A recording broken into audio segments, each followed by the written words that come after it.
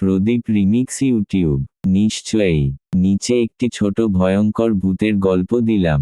Dash dash dash. গভীর রাতের ডাক। রিমা তার দাদির বাড়িতে এসেছে কয়েকদিনের জন্য।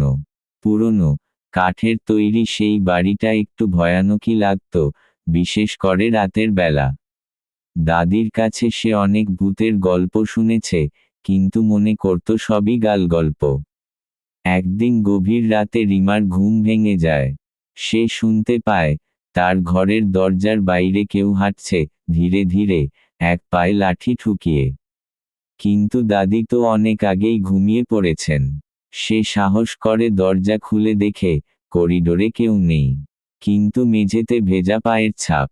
ছাপগুলো সোজা চলে গেছে ছাদের সিঁড়ির দিকে। রিমা কিছুক্ষণ দ্বিধায় ছিল, তারপর কৌতূহলে ধীরে ধীরে উপরে উঠল। ছাদের দরজাটা একটু খোলা ছিল।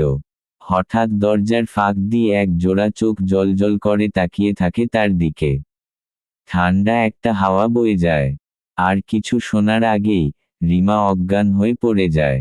সকালে দাদি দেখে যে রিমা ছাদের দরজার সামনে অচেতন হয়ে পড়ে আছে। পাশে ভেজা মেঝেতে লেখা, আমি ফিরেছি, ড্যাশ ড্যাশ ড্যাশ। আরও ভয়ঙ্কর গল্প চাইলে জানিও।